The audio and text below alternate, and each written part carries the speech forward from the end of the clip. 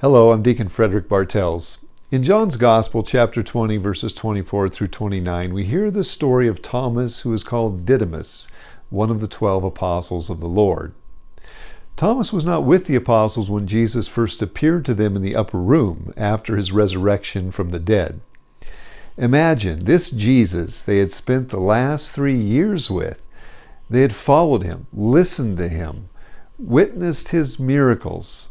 Then he's brutally crucified and buried.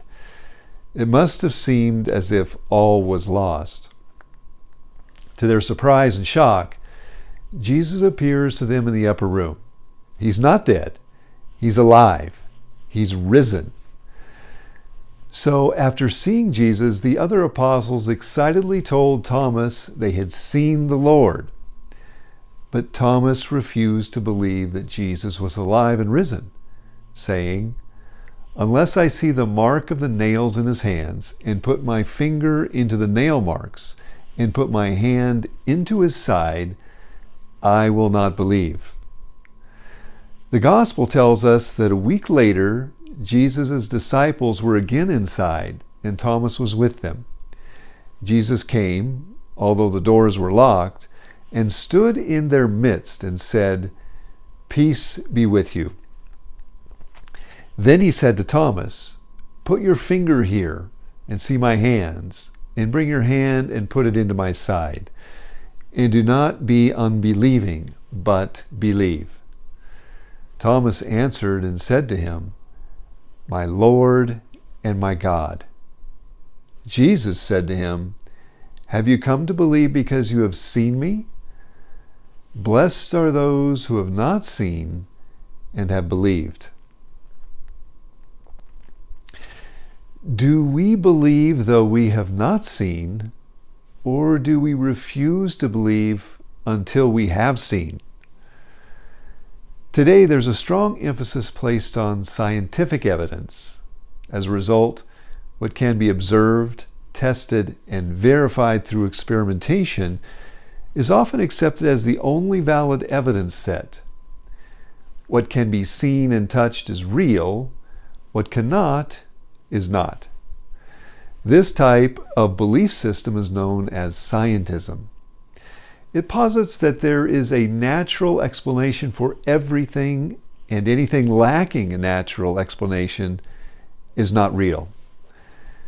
Scientism classifies observed evidence as reality. Anything beyond scientific observation is deemed to be fantasy. At its root, scientism is an unreasonable prejudice against God and the entire spiritual order.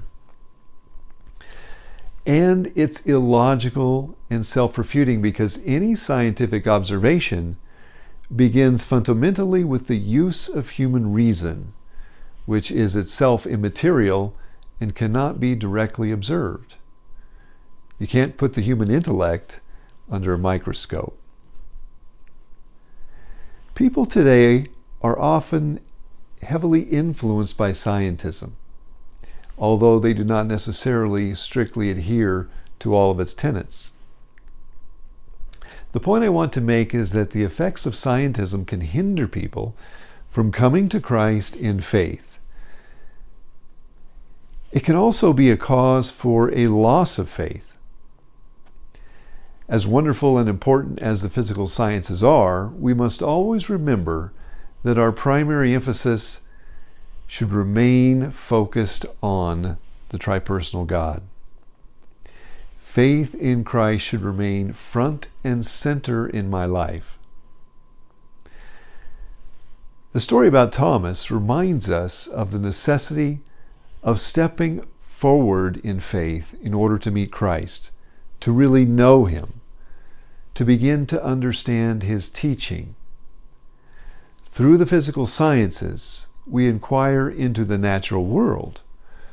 Through faith, we step forward in trust in order to get to know the divine and human person of Christ, and thus inquire into the supernatural, into developing a relationship with the invisible God. St. Augustine had a saying, "Crede ut intelligas," believe so that you may understand. We do not first understand and through this intellectual understanding come to believe. It's just the opposite. We must first turn to Christ in humility and say, I believe. It's a process of opening your heart to Christ fully and then waiting in patience for his sure-to-come response. It is then that he enlightens us over time with his divine knowledge, power, and light. In stepping forward in faith, as uncertain as such a thing may seem to be, the light of God begins to flood into the soul. Reaching out to God in faith is to take a step into the unknown because God is mystery. It's an exciting, wonderful journey, and it will most certainly have its surprises because it is a life-changing enterprise. Think of it as getting to know another person. After all, that is what we're doing. We do not get to know people by analyzing them from a distance. We get to know people by meeting them, by coming into contact with them as persons, and by trustingly sharing a part of ourselves with them. If they return this trust and share a part of themselves with us, a relationship develops. This relationship continues to deepen over time as more and more is shared and experienced with the other. If this contact, this meeting and sharing does not take place, there's no relationship. There is no understanding of the other that develops. In the case of developing a relationship with Jesus, he does not hold back. He calls us to himself in order to share himself with us. His goal is our eternal happiness, that we may have life in abundance. Jesus calls us. It's we who lack trust. It's we who hold back. I'm the one whose heart remains resistant. Faith is an attitude in which we freely give ourselves entirely of both intellect and will over to Christ. It's an attitude in which I give my entire self to Jesus. If it's a half-hearted gift, it's not really a gift at all, and it isn't faith. Crede ut intelligas, believe so that you may understand. Christ gives this certain promise. Blessed are those who have not seen and have believed. God bless you.